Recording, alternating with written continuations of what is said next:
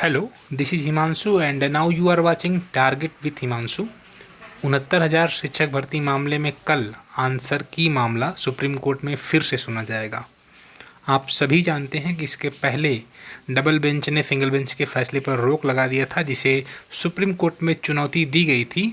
Supreme court ने याचिका खारिज करते हुए वापस डबल बेंच भेजने की नसीहत दी थी, परंतु अब एक फ्रेश पिटीशन फिर से दाखिल की गई है और अब यह मामला दूसरी बेंच में लगा हुआ है। विपक्षी बहुत शातिर हैं और एक योजनाबद्ध तरीके से काम कर रहे हैं। आप देख रहे हैं कल एक और मामला लगा हुआ था जो आगे 14 के लिए खिसका दिया गया है, कट ऑफ मैटर मॉडिफिकेशन वाला। लेकिन कल आंसर की मामला जो लगा हुआ है, चूँकि एक बार याचिका खारिज की जा चुकी है, इसलिए बैकफुट पर हैं वो, और कैविएट पर आपकी ओर से सरकार और कुछ अभ्यर्थियों ने भी कैविएट दाखिल किया है, तो उनके एडवोकेट्स भी रह सकते हैं। कल उनकी बहस अपनी याचिका को बचाने की होगी, क्योंकि जब सुप्रीम कोर्ट किसी मामले में एक याचिका को खारिज कर चुका होता है और सेम मैटर अगर फिर से आता है तो बहुत कम संभावना होती है कि जजमेंट बदले जाएं।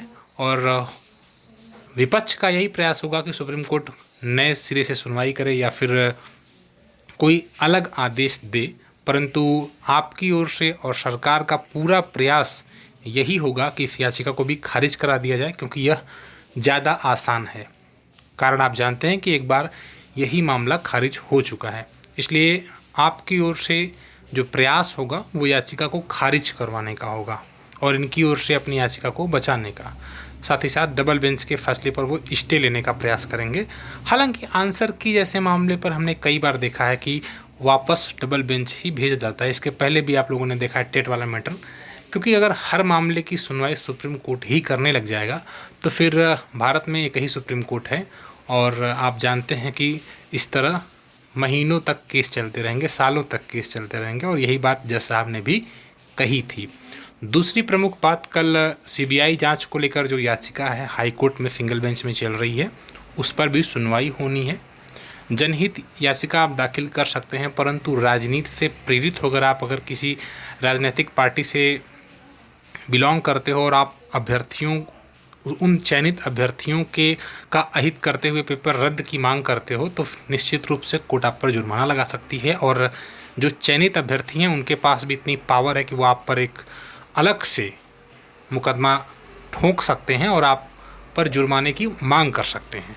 तो जो राजनीति से प्रेरित होकर इस तरह की चीज़ें कर रहे हैं, पेपर रद्द की बात कर रहे हैं, उन पर आपको फोकस करने की ज़रूरत नहीं है। इसके पहले भी हाई कोर्ट ने, इलाहाबाद हाई कोर्ट ने ही मुकदमा करने पर पेपर रद्द के संबंध में, इसके पहले एक भर्ती हुई थी उसमें जुर्माना लगा दिया था, यह कहते हुए कि आपने उन चयनितों पर संदेह किया है।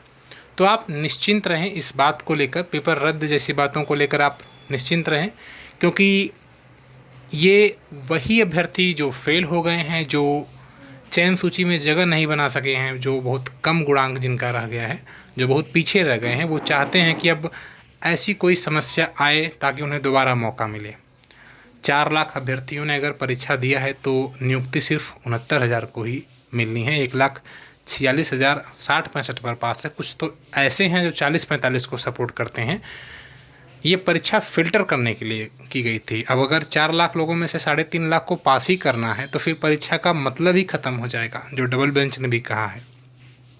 तो इन सारी चीज़ों को सोचना चाहिए। कुछ 40-45 को सपोर्ट करने वाले भी चाहते हैं कि या तो पेपर फिर से हो या 40-45 हो जाए ताकि उन्हें मौका मिले। तो इन सारी, हर किसी की अपनी अपनी समस्या और उन समस्याओं को लेकर वो परेशान है। फिलहाल आप चिंता न करें, कल यह मामला भी लगा हुआ है। इस मामले में जो भी सूचना होगी आपको बताया जाएगा। डीएलएड को प्रथम वरीयता देने को लेकर एक केस इलाहाबाद हाई कोर्ट में यहाँ पर भी कर दिया गया है, परंतु ये 69,000 के संबंध में नहीं है, बल्कि आने वाली भर्तियों के लिए है। नई भर्तियाँ जो आएंगी उसमें डीएलएड को वरीयता दिया जाए, ऐसा कोई केस इलाहाबाद हाई कोर्ट में किया गया है। परंतु आप बेफिक्र रहें।